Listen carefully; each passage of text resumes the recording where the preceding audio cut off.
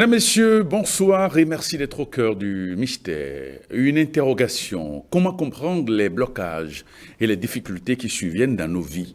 Sont-ils liés au hasard? Avons-nous la possibilité d'y mettre fin? Dans un instant, nous suivrons les explications de notre spécialiste. Parole au spécialiste.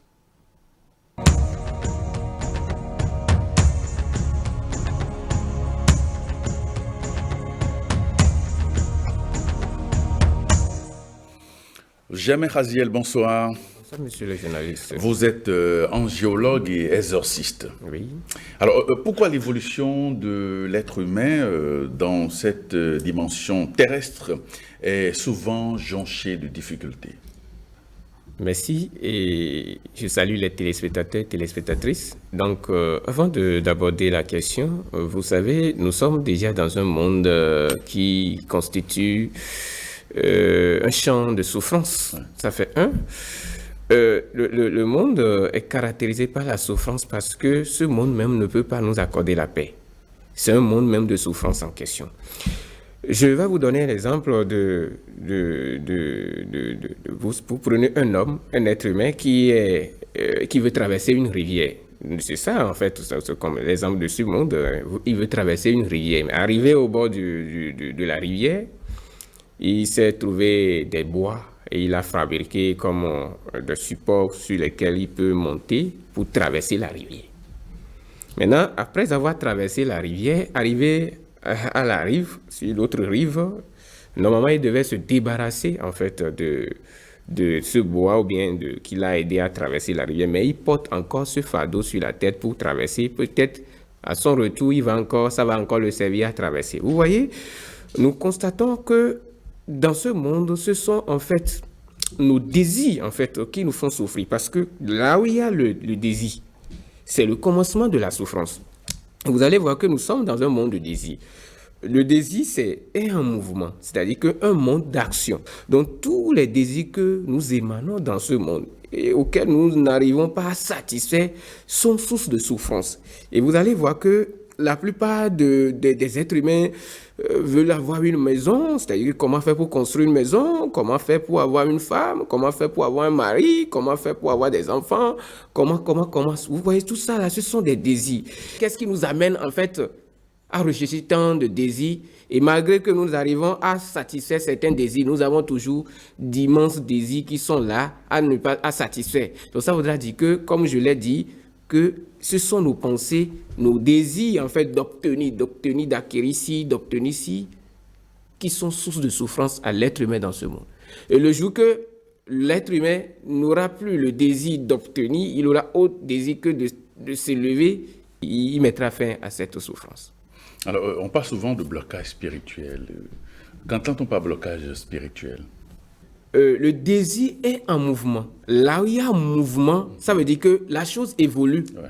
Donc, mais le principe nous explique clairement que tout évolue dans ce monde.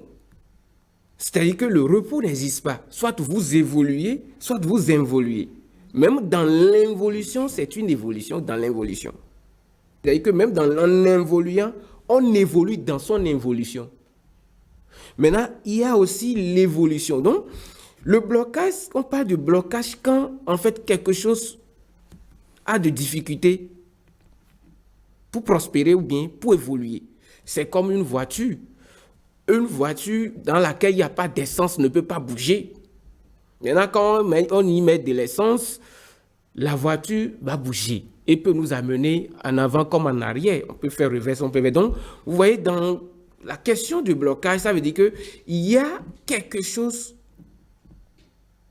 qui vient faire obstruction à un désir de l'être. C'est-à-dire que ça peut être comme le désir de se marier, le désir de trouver du travail, le désir de voyager, le désir de construire une maison. Donc, vous voyez, quand quelque chose vient faire obstruction à l'être humain de satisfaire son désir intérieur, on parle du blocage.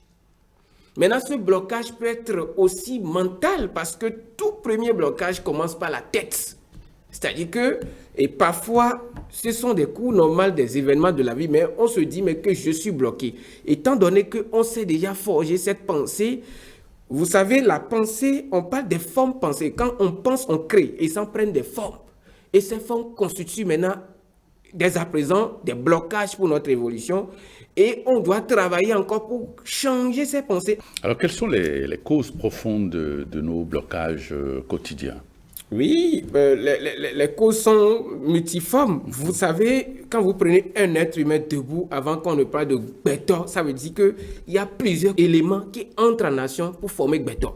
Vous allez voir un être humain debout, il est premièrement constitué de l'élément air. On appelle ça diaron. Vous comprenez un peu chez nous, il y a le feu, il y a l'eau, il y a la terre. Ce sont des éléments primordiaux. Mais il y a l'esprit. Quand l'air qui est en nous, sous forme de la respiration, l'air que nous inspirons et expirons, c'est la forme simplifiée de l'élément air en nous. Si l'air, on ne respire plus, il y a déjà blocage de l'élément air. Qu'est-ce que c'est que la respiration? Vous voyez, c'est un fait que je me plains. Rien ne va dans ma vie tout le temps. Rien ne va dans ma vie tout le temps. Je me stresse, mon mari m'a laissé, ma femme m'a laissé, mon travail, rien ne marche, je ne trouve pas du travail. Vous voyez, je ne respire plus. Parce que quand il n'y a plus de respiration, ça veut dire qu'il y a une perturbation de l'élément air. Donc je serai obligé par les lois de la nature à rééquilibrer l'air. Ça fait un. Le feu. Vous voyez, les pensées, on dit au commencement était la lumière. Le verbe, la lumière. La lumière, c'est la pensée. Le feu, en fait, je parle du feu. Les pensées sont des feux. Et lorsque quelqu'un dépense trop cette pensée dans des futilités, c'est-à-dire qu'il pense beaucoup, il se stresse pour la vie, il n'arrive plus à penser aux choses transcendantales, c'est-à-dire que comment résoudre ce problème matériel, vous allez voir, naturellement, il perturbe son élément feu.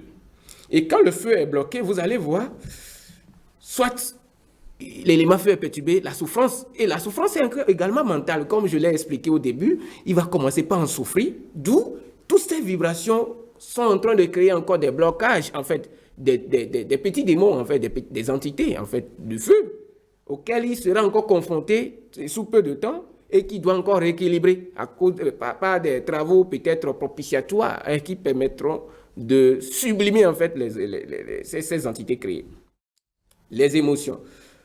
Je suis là et tantôt, je suis en train, moi-même, je nourris des sentiments toxique, mais est-ce que celui-ci même là, ce monsieur-là, est-ce qu'il m'aime même moi? Est-ce que ce monsieur, il ne digère pas ma tête? Et vous nourrissez des sentiments, vous orientez tout votre élément eau, la vibration de l'eau en ce sens.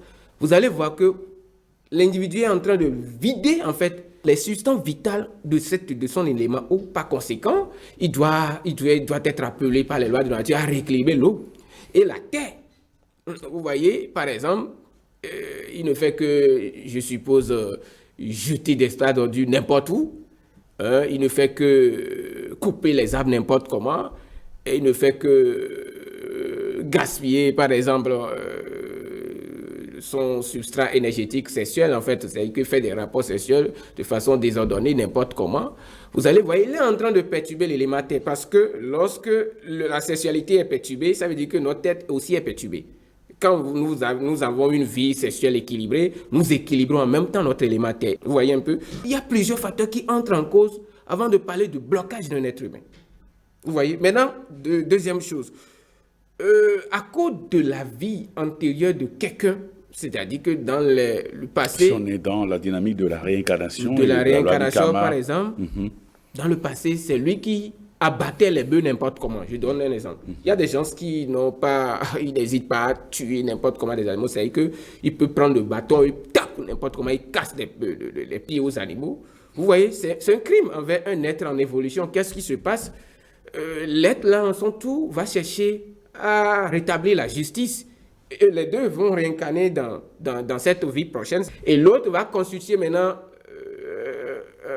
une pierre angulaire en fait pour son évolution. L'autre va commencer par faire maintenant des pratiques mystiques pour le bloquer dans cette vie incarnée, dans cette vie présente.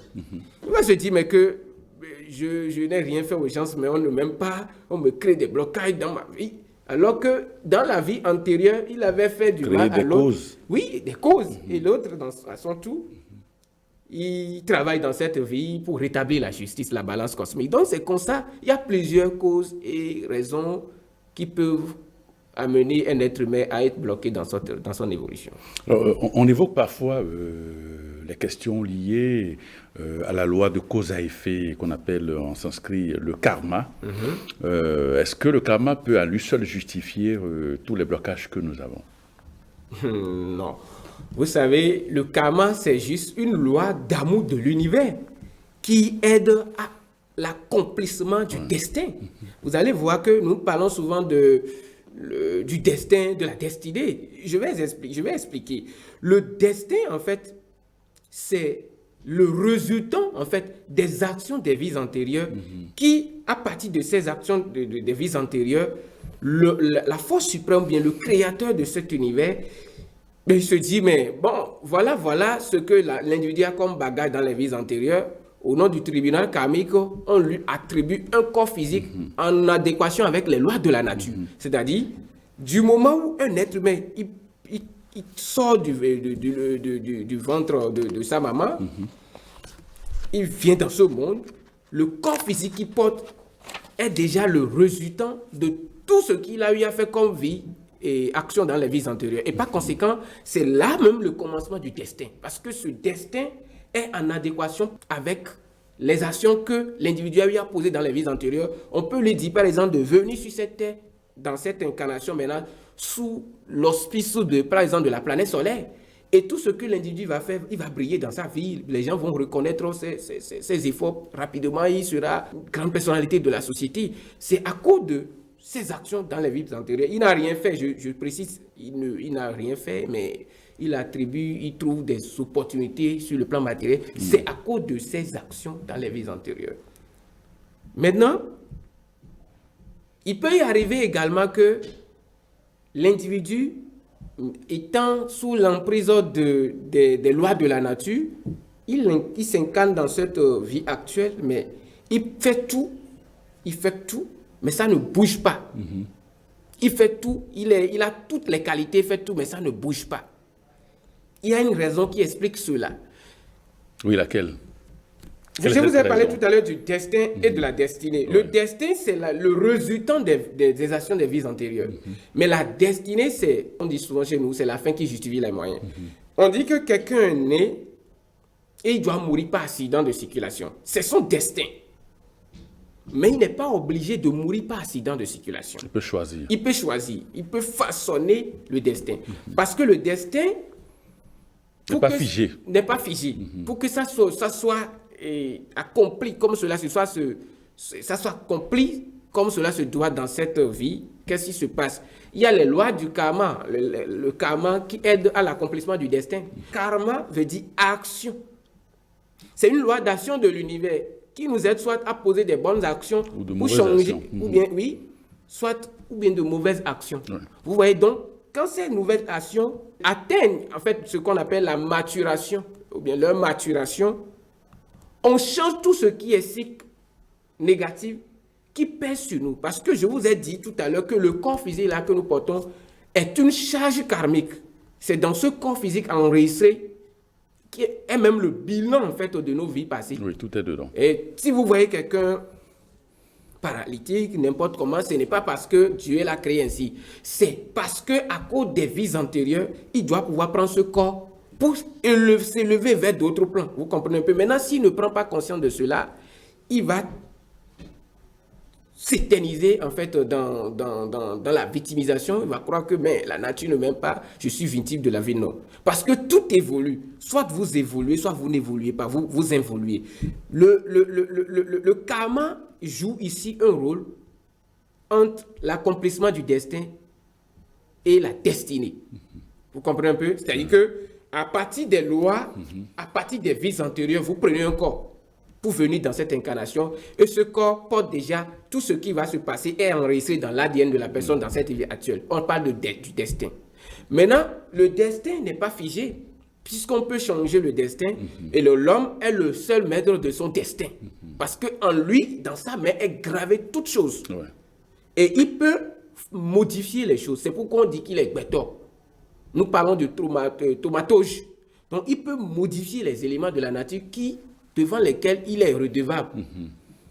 C'est-à-dire, les lois de la nature sont là, en fait, pour nous aider, soit à réaliser ce pourquoi nous sommes là. Mais si nous ne sommes pas conscients de ces lois de la nature, nous nous enfonçons davantage dans les vices et puis ces vices nous enchaînent en fait davantage. Donc cela inclut au moins la notion de responsabilité. Oui. Ça veut dire que nous sommes responsables à 100% de nos vies. Oui, pour changer la destinée, ce n'est pas une question de Dieu. Dieu a déjà fait le monde. Dieu nous a déjà tout donné. Maintenant, c'est à nous maintenant de modeler notre existence, de façonner notre existence par des connaissances, des lois de la nature. Parce que le corps là, c'est un vêtement. C'est un véhicule. Et un véhicule éphémère. Mais ce véhicule est le résultat d'une vie antérieure. Il faut comprendre que maintenant, pour jouir en fait des fruits mérités dans notre vie actuelle, il faut que nos attitudes et nos actes vis-à-vis des lois actuelles, en fait des lois universelles, nous autorisent à jouir des fruits de nos actes. Vous allez voir ce qui fait qu'on dit, le destin de chaque être humain est lié à ce que nous appelons karma. Vous comprenez un peu, c'est-à-dire qu'il y a des choses que nous pouvons faire pour forcer l'évolution dans ce monde. Nous pouvons nous donner et faire tout ce que nous voulons, ça ne va pas bouger. Mais il y a des choses, quel que soit ce qu'on va faire pour que ça n'arrive pas, ça va arriver. C'est ce qu'on appelle le paradakama. Vous comprenez un peu? C'est en sanskrit. Hein? C'est en sanskrit. Donc ça voudra dire que ici sur Terre, il y a une loi qui gère tout ce qui se trouve dans l'univers. Et l'évolution de l'homme sur le plan terrestre doit rimer avec les lois universelles, sans quoi ça ne peut que nous enliser dans la souffrance. C'est ça. Alors, dans quelles circonstances la loi du karma intervient dans la vie de celui qui a, par exemple, du mal à évoluer, à prospérer? Oui, la prospérité, vous savez, quand l'individu a du mal à évoluer, je suppose que vous naissez dans une famille et je dis, par exemple, c'est un exemple, hein, la personne s'appelle Avundupu, vous comprenez un peu? Et ce nom est un héritage de la famille. Et dans ce nom, se trouve déjà ce qu'on appelle le karma familial. Il y a le prénom qu'on lui donne. Maintenant, vous voyez, le nom porte un karma. Parce que le nom, on l'appelle Nwinko, vous comprenez? Le nom Nwinko, c'est quelque chose qui a de nom. Et c'est ce quelque chose qui a de nom que les aïeux avaient porté dans une circonstance donnée. L'enfant vient, il porte ce nom génétique, en fait, qui se perpétue à travers les âges. Maintenant, il y a le prénom. Normalement, le prénom qu'on devait lui donner en ce moment doit l'aider à lui faciliter la vie sur Terre. Par exemple, Kofi, c'est déjà un prénom qui y a un peu de feu là, vous comprenez un peu? C'est-à-dire que celui qui est dur, en fait, il y a un peu de feu, de rigueur là. Et si au lieu de donner un prénom qui va faciliter en fait la tâche à Avundupu, parce que déjà dans Avundupu, il y a beaucoup d'éléments feu. Au lieu de lui donner de nom déjà qui va lui faciliter à avoir un peu de la clément de l'élément eau, on lui donne encore Kofi, prénom ajouté. Ça veut dire que sa vie c'est le feu. Ça c'est un exemple typique par rapport au nom par exemple. Dans la famille dans laquelle l'individu naît, on dit que on ne naît pas par hasard dans une famille. Si dans la famille, vous venez dans une famille où l'individu, toute la famille, ou bien les gens ont du mal à évoluer dans la famille, ça veut dire qu'il y a un karma négatif que la famille doit payer. Dans ce cas, vous naissez dans la famille, c'est soit pour travailler, pour puiser, pour aider la famille à puiser ce karma. Mais si l'individu n'est pas conscient de cela, il va passer son temps à faire encore, poser des actes qui vont encore alourdir son karma. L'autre chose, il y a aussi certaines personnes à cause de leur propre choix. En fait, dans la vie, on fait des choix. Le choix que nous faisons définit déjà, en fait, c'est le commencement d'un autre karma. Si l'individu, il vient sur Terre, il devait être un médecin. Il va choisir de devenir militaire. Il peut être un militaire et il va toujours il aura tous les problèmes de ce monde. Il va dire, mais je ne suis pas heureux. Mais comment le choix que vous faites, que vous aimez, vous dites vous aimez ce choix, vous faites un choix, ce choix peut encore vous faire souffrir. Ça voudra dire que le choix a été mal fait. Parce que tout ce que nous faisons comme choix et qui nous fait souffrir, ça veut dire que le choix a été mal fait. Donc ça voudra dire quand quelqu'un malgré tout ce qu'il fait, il n'arrive pas à évoluer, la première des choses, il faut s'interroger, est-ce que ce qui fait souffrir est un bon choix? Ça voudra dire que nous ne sommes pas en harmonie avec la chose. Ouais. Et parce que tout ce avec quoi on est en harmonie ne peut que nous donner la joie. Mais s'il existe des possibilités au plan spirituel pour dissoudre, pour transmuter par exemple les karmas négatifs. Oui, mais le karma, on ne cherche pas à combattre contre le karma parce que c'est impossible. Parce que le karma porte en lui-même sa propre destruction. Il faut poser de bonnes actions. Le karma commence par la tête, les émotions. Tout ce qui est action, ou bien désir, ou bien action, ou bien mouvement, constitue déjà un karma. Oui. Mais le karma, il ne faudrait pas que les gens confondent le karma à la punition. Parce que même si l'individu souffre de par son ignorance, c'est une bonne chose. Parce que cette souffrance va l'amener à atteindre en fait la joie. Ça va l'amener à la maturation de la conscience. Donc ce qui fait qu'en nous, en spiritualité, la souffrance, on dit souvent que c'est une école, elle nous éduque. Donc on ne pense pas que c'est une punition de Dieu. C'est une expérience. Et c'est une expérience. Ça nous forge en fait. Parce qu'il faut traverser le feu avant d'aller. Et donc, le karma, c'est une loi d'amour de l'univers qui aide à réussir, soit à souffrir. C'est à nous de faire le choix qui va nous permettre de réussir ou bien de ne pas souffrir. Donc, si le monsieur il peine à évoluer, ça voudra dire qu'il n'a qu'à poser des actions qui vont lui permettre de sublimer en fait les poids des anciens actes passés. Parce que lorsque nous posons une action négative et qu'il y a d'emprise sur nous, c'est-à-dire que parce que quand on pose une action, si l'action est négative, ça nous enchaîne. Ouais. Parce qu'en ce moment, certains esprits de l'univers se lèvent et se disent « Ah, voilà ce monsieur, il nous doit. » Oui, ces esprits nous présentent la facture. Voilà ce que ce monsieur fait et il veut évoluer. Non, Dieu ne peut pas lui accorder comme ça cette évolution, bien ce succès. Voilà ce qu'il a eu à faire comme acte négatif. Les démons présentent la facture.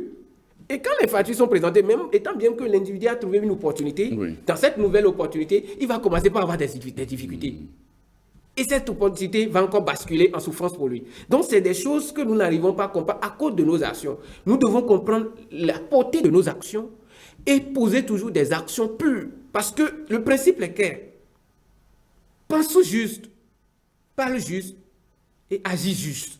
Lorsqu'on est dans cette trinité spirituelle de la triade de notre corps, franchement, nos actions sont sécurisées et nous sommes soutenus par les lois de la nature. Donc c'est ce qu'il faut faire. C'est ce qu'il faut faire. Pense juste, parle juste, agis juste. Parce que quand tu penses juste dans cette vie, les pensées créent dans le monde invisible.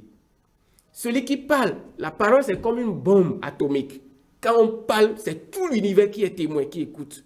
Et tout ce qui sort de notre bouche, quand ce n'est pas, ça ne nous permet pas de construire notre vie sur tous les plans de notre être, ça nous détruit. Ce qui fait qu'on dit, tournez la langue avant de parler. Et la règle du suisse est claire sur ça. Vouloir oser savoir se taire. Vouloir oser savoir se taire. Donc, agir juste, c'est ça. On nous parle de la morale, l'éthique. Il faut savoir se comporter, comment se comporter dans la vie. C'est ça. Tout ça là, c'est ça, les principes de la nature. Alors, on regarde aujourd'hui, on observe et on constate de nos jours que dans la société, les foyers, les couples, tout va en lambeaux, se disloquent. Alors, quelles sont les raisons, les causes spirituelles de ce constat que l'on fait dans la société moderne? Et aujourd'hui, nous faisons une confusion entre le mariage qui est en fait une institution divine et le mariage de nos basses passions. Parce que la plupart du temps, vous allez voir deux personnes qui s'aiment et qui sont unies par les lois de la nature, même s'il y a une incompréhension, tout de suite se comprennent tout à l'heure. Vous voyez un peu? Aujourd'hui, nous faisons mariage à partir de nos intérêts égoïstes, c'est-à-dire elle est belle, il est beau, il a un bon boulot, il est éloquent, il est beau, elle est belle, etc. Donc nous marions à partir de certains attachements passionnels L'amour, moi je le dis que c'est une expression, c'est une vie qui est liée à la conscience. Et quand deux personnes s'aiment, ils sont ensemble, c'est d'abord sur le plan de conscience. Vous allez voir, qu'est-ce qui amène ce dont vous êtes en train de parler? Moi, je suis quelqu'un, c'est un exemple. Je suis quelqu'un, j'aime par exemple rester dans le calme. J'aime pas là où on parle beaucoup. J'aime pas là où on parle des autres. J'aime pas là où on mange beaucoup. J'aime pas là où on prend de l'alcool, par exemple. Voilà mes principes. Voilà qui je suis. Ma femme, ou bien ma fiancée, elle est quelqu'un, elle aime rester là où on parle beaucoup. Elle aime rester là où on mange beaucoup. Elle aime rester là où il y a l'ambiance. Elle aime rester là où il faut dire du mal des autres. Vous voyez? Et je dis, c'est ma femme. Nous voulons marier les deux principes. Vous voyez qu'il y a un déséquilibre. Il y a un déséquilibre. Mais comment faire pour que l'autre soit en moi et que l'autre, je sois en elle? C'est ce travail qui nous manque à faire. Et par conséquent, on ferme les yeux sur certaines choses. On se met ensemble. Oui, mais quand des êtres humains demandent de faire des expériences douloureuses, mais la nature est là pour les accompagner. Dieu accepte et les lois de la nature acceptent. Mais par conséquent, étant donné que il n'y a pas l'harmonie proportionnelle des deux côtés, c'est-à-dire que les pensées, comme je l'ai dit tout à l'heure, les pensées, les actes, les actions ne sont pas conformes. Pour qu'un triangle, l'homme symbolise un triangle, par exemple. La femme symbolise un triangle.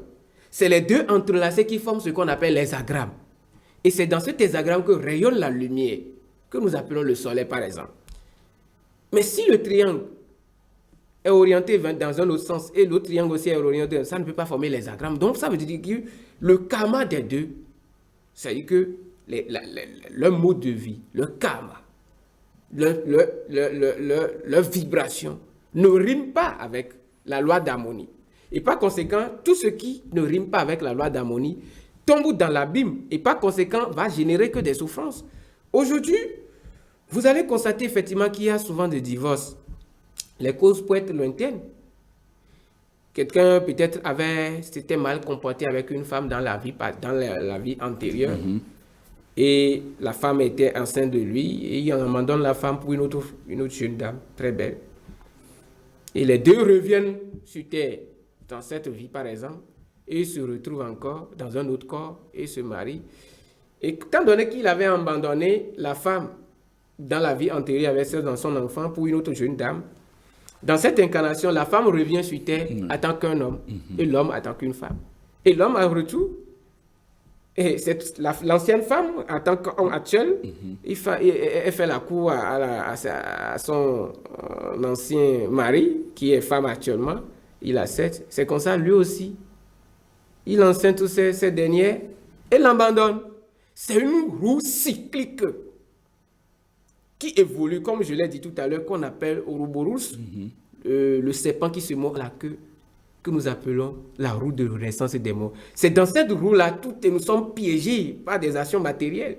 Et nous sommes dans cette roue en train de tourner en rond. Et tant qu'on ne reconnaît pas, on ne trouve pas un chemin qui va nous permettre de transcender cette roue, on est éternellement enchaîné par la loi éternelle du temps. Mais comment sortir de cette roue-là? Comment transcender ce cercle vicieux? Oui, pour sortir de ce cercle infernal et vicieux, le chemin recommandé, c'est le chemin qui nous permet de retrouver notre pureté. Nous parlons par exemple du chemin de la dévotion. Parce que c'est comme une statuette de sel. Quand vous mettez la statuette de sel dans l'eau, elle va devenir un avec l'océan. C'est ça qu'on appelle la bhakti, la dévotion. Quand quelqu'un commence par emprunter un chemin de spiritualité qui lui permet de se fondre dans la divinité, c'est-à-dire qu'en Dieu, il devient un avec toutes les lois de l'univers. Par conséquent, le karma n'a plus d'emprise sur lui. Maintenant, l'autre chose, il ne faut pas en spiritualité se considérer comme auteur de ses actes. C'est-à-dire que quand on pose des actions intéressées, c'est-à-dire qu'on pose des actes, on veut en même temps en jouir, on est lié aux conséquences. En spiritualité, nous on dit on n'est pas lié aux conséquences parce que c'est l'univers qui gère notre vie. Et quand vous vous mettez dans cette posture où vous laissez Dieu gérer votre vie, Vous n'êtes pas lié aux conséquences. C'est ça. Toute action qu'on pose, on dit, c'est moi qui ai fait, on est lié aux conséquences. C'est ça. Donc, si le mariage est fait dans le but de se lever et de produire des enfants vertueux, naturellement, c'est l'univers en charge de gérer les conséquences. Parce que c'est pourquoi on dit, moi je dis aux gens, laissez l'univers au créateur de l'univers gérer, parce que nous, on n'est rien. On est juste qu'une partie du tout. Mais quand on se considère comme le tout, on est enchaîné par les conséquences et on doit payer pour nos actes. C'est ça. Alors, il y a des gens qui fournissent beaucoup d'efforts, qui travaillent, qui font tout, mais et pourtant, ils n'arrivent pas à s'épanouir, à évoluer. Alors, qu'est-ce qui explique ce phénomène? Oui, il y a effectivement ce problème dans nos sociétés. Les gens se tracassent jour et nuit, mais ils n'arrivent pas à s'en sortir. Vous savez, nous n'allons pas ignorer aussi que nous vivons sur un continent où il y a aussi des pratiques occultes. Avant que quelqu'un ne vous attaque mystiquement, il faut savoir que le karma a autorisé cela. C'est que la personne a autorisé cela. Souvent, il y a dans la société des pratiques occultes que les gens font, qu'on nomme souvent les wedéos. Et il peut faire, quelqu'un peut tourner sur cette terre jusqu'à finir son cycle sans toutefois atteindre son but. L'autre chose, il y a des gens qui naissent dans des familles, par exemple, qui, à cause de certaines pratiques dans les vies antérieures, je suppose que papa avait passé toute sa vie à adorer une divinité, par exemple, Serpentine. Et nous savons tous que la divinité Serpentine, que autrement on appelle Dan, elle n'est pas la gardienne des richesses, non. Elle va prendre la richesse, c'est la divinité de l'eau qu'on appelle Varuna ou bien Tohosu. Mais quand papa avait fait des rituels de haut niveau pour être dévoué en fait à la divinité Dan, la divinité Dan, par compassion, lui donne quelques avantages matériels dans cette incarnation. Et il jouit des biens matériels. Quand il s'en va, l'univers est régi par ce qu'on appelle 3 forces.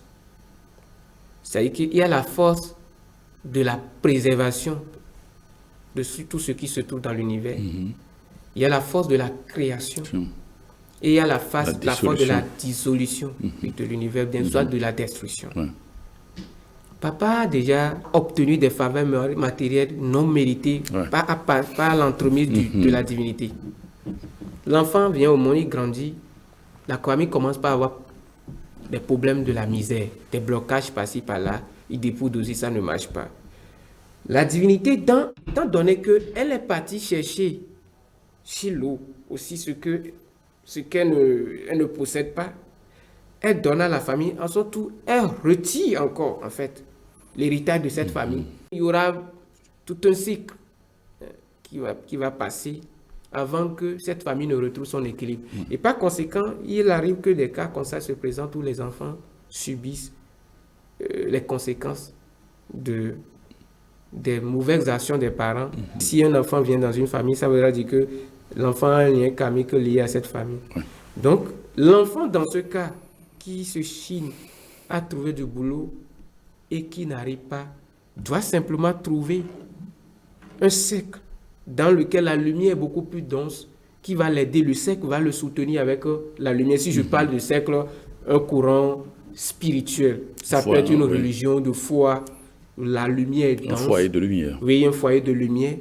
Et dans ce foyer de lumière, l'énergie de ce foyer de lumière va l'aider à couper les liens éthériques, karmiques, qui l'unissent avec ce karma familial. Et par conséquent, tout ce qui va commencer par faire va commencer par prospérer, c'est ça.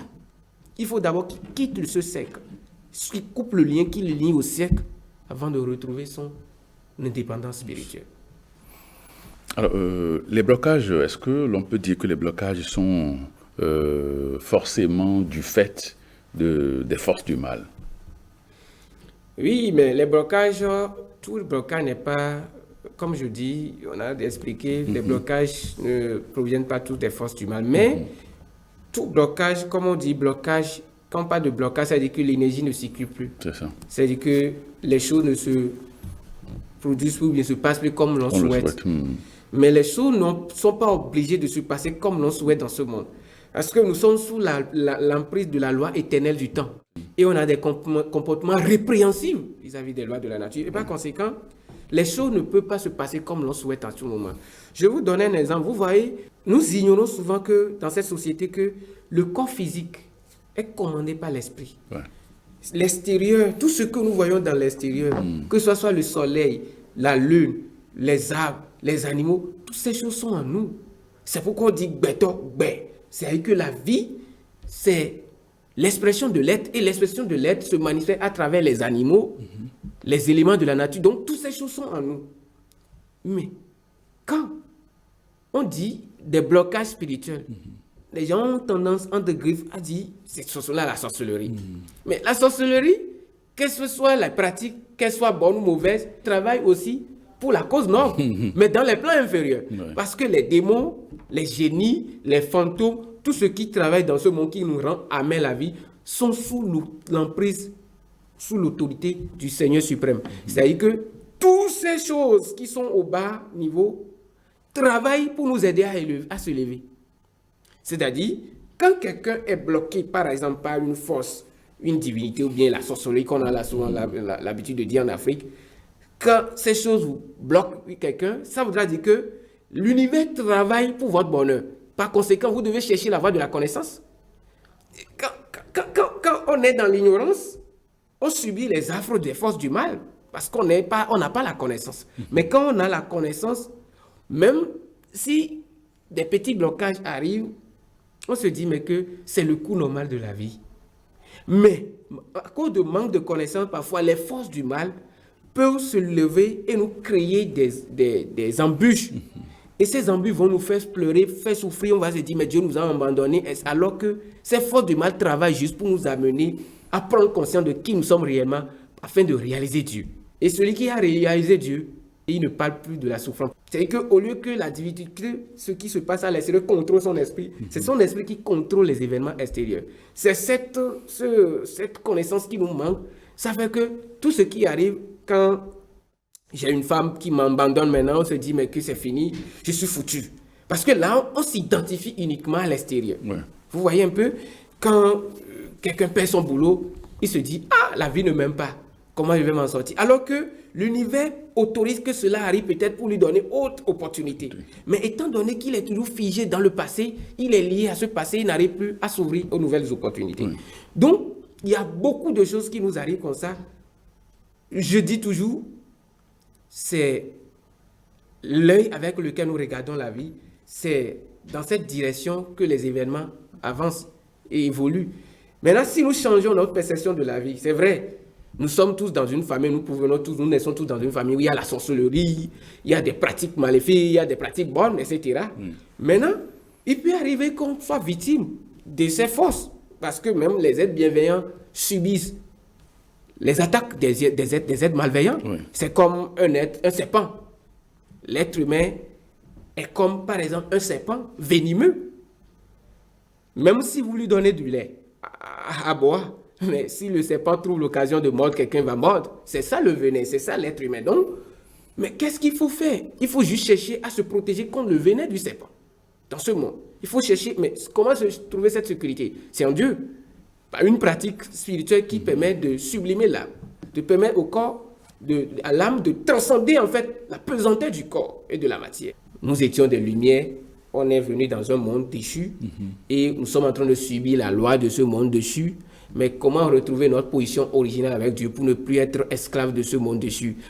Il faut chercher le chemin de retour de l'âme qui mène vers Dieu. Et quand on cherche ce chemin, les sciences sont nombreuses. Ou soit même il y a des religions qui sont versées dans la connaissance christique qui vont aider l'être humain à se fondre dans la divinité. Et c'est dans ça qu'on peut trouver la sécurité. C'est dans ça l'homme peut quitter en fait les chaînes inférieures de la famille ou bien autres qui lui créent en fait des embûches ou bien etc. qui l'empêchent d'évoluer. Sinon, sans quoi, il peut faire tout. Il peut faire des cérémonies aujourd'hui, demain. D'autres blocages vont naître parce que les blocages sont juste une perturbation de l'énergie des 4 éléments, comme je l'ai dit au début de l'émission. Vous voyez un peu? Donc, ce qui fait qu'on ne cherche pas à lutter contre le karma. Il faut poser des nouvelles actions qui vont permettre de sublimer ce karma, c'est-à-dire que le poids de l'existence matérielle. Pour le transmuter. Oui, oui. C'est ça, hein. Si on veut vaincre des situations douloureuses, engendrées par les blocages dans notre vie, il faut se réorienter spirituellement, enfin bien se réorienter autrement sur le plan spirituel afin de retrouver notre position originelle avec Dieu. Et c'est dans cette position originelle avec Dieu qu'on devient maître de l'univers, en fait, le maître de son univers. Et celui qui devient maître de son univers peut gérer, en fait, avec conscience les situations qui arrivent dans sa vie. Donc, ça veut dire, en termes clairs, que les blocages qui surviennent dans nos vies, on doit pouvoir les aborder avec un tout autre regard. Oui, c'est ça. En faire, non, il ne faut pas en faire une victimisation. Parce que je dis, que ce soit la sorcellerie, comme les gens disent, parce que c'est ça, le chantage. Hein. Quand quelqu'un vous voit, mais j'ai un problème, c'est la sorcellerie. Même le sorcier ne peut pas vous attaquer si vous n'avez pas un lien subséquent et karmique entre vous. Et étant conditionné par ce corps, par les lois de la nature l'envoie dans ce monde à prendre ce corps afin de subir, en fait, les conséquences de ses actions passées. D'où un sorcier d'une maison familiale, de la maison familiale, va commencer par le déranger. Soit quelqu'un qui a des connaissances des pratiques occultes va commencer par... Donc, maintenant, si vous avez compris cela, vous pouvez, à partir de la connaissance, transcender cela et réparer cela et ne plus être victime. C'est pourquoi j'ai dit au début de l'émission que c'est vrai, c'est le destin peut-être d'un homme de mourir par accident, mais il n'est pas obligé de mourir par accident. Il naît dans une famille où ils sont tous pauvres, mais il n'est pas obligé d'être pauvre. Maintenant, s'il choisit de mourir pauvre, c'est son choix. C'est ça. Parce qu'il décide de faire des efforts et de mener des activités. Oui. Il va s'en avoir sortir. La connaissance. Parce que sans conscience n'est que ruine de l'âme. Il faut toujours la connaissance. La connaissance, tout acte qu'on veut poser dans ce monde, il faut toujours mûrir sur le plan de conscience. Est-ce que la terre est essentielle? Il ne faut pas aussi considérer parfois les blocages comme un mauvais destin. Parce que c'est ce qu'on nous a inculqué quand quelqu'un peut-être étudie bien et il n'a rien, il n'arrive pas à s'en sortir. On se dit qu'il est bloqué par l'envie, la jalousie. Non. Ce n'est pas tout le monde qui peut trouver travail dans cette incarnation. Ce n'est pas tout le monde qui sera riche. Ce n'est pas tout le monde qui sera pauvre. Ce n'est pas tout le monde qui sera malade. Mais chacun a son cycle de vie. Si vous prenez l'histoire de Job, il avait obtenu tout ce qui est richesse matérielle. Mais à un moment donné, il a tout perdu.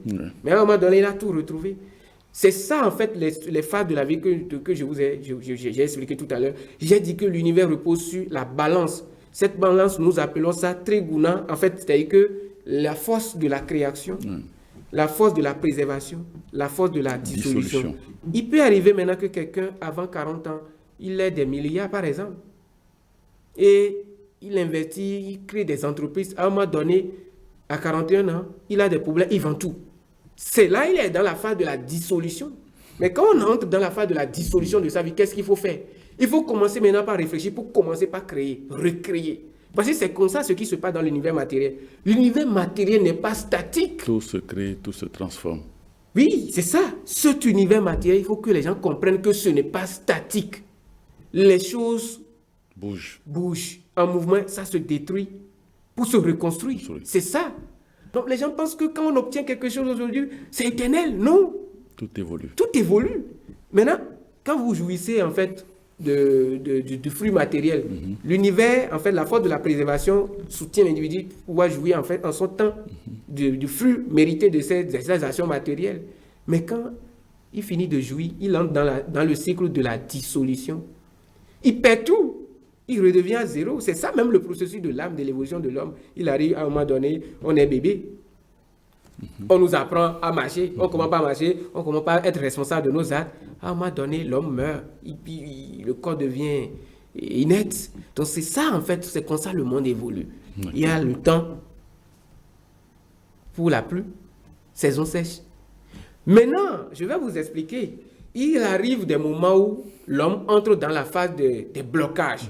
Et c'est naturel, c'est-à-dire il arrive des moments où l'individu ne fait pas d'efforts, mais il a des opportunités matérielles, par exemple. Mais il arrive où il fait des efforts, il fait des rituels, il fait tout pour ouvrir les choses, mais rien ne donne. Parce que là, il est dans la phase de pause. Il ne doit pas poser d'action, il doit attendre la clémence des lois de la nature. C'est-à-dire qu'il arrive des temps où il faut semer.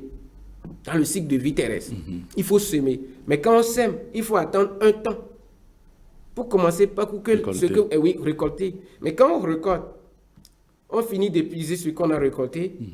Il faut maintenant ressemer. Donc, mais avant de semer, il faut attendre une période donnée pour que la terre soit propice à la semence. Donc, tous ces cycles, toutes ces étapes s'appliquent à notre vie. Il arrive qu'on entre dans la phase où tout est rose. Mais il n'y a pas de rose sans épines. Il arrive à des moments donnés, tout est bloqué. C'est-à-dire que nous sommes entrés dans une sphère, on est bloqué dans la sphère. Maintenant, on doit travailler, c'est à ce moment de pause, là, on doit travailler spirituellement sur nous, nous purifier. Mais cette purification, ce n'est pas aller se baigner avec des plantes pour dire on est purifié.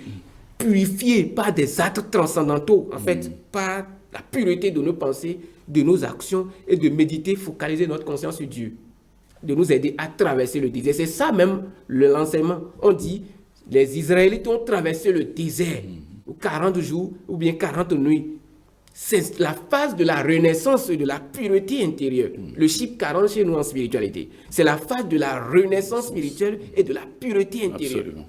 Donc cette phase du désert-là, il faut se purifier. Il faut être en phase, en harmonie avec Dieu. Et là, quand on quitte le désert, on entre maintenant dans le cycle où on peut jouir maintenant de ce que nous méritons. Merci, Germain Raziel. Vous êtes un géologue et exorciste. Merci pour ces éclairages que vous apportez. Et merci pour ces explications que vous nous fournissez au sujet donc de cette thématique, les blocages et les causes antérieures. Merci et à très bientôt. Amis téléspectateurs, merci de nous avoir suivis. Merci et à très bientôt.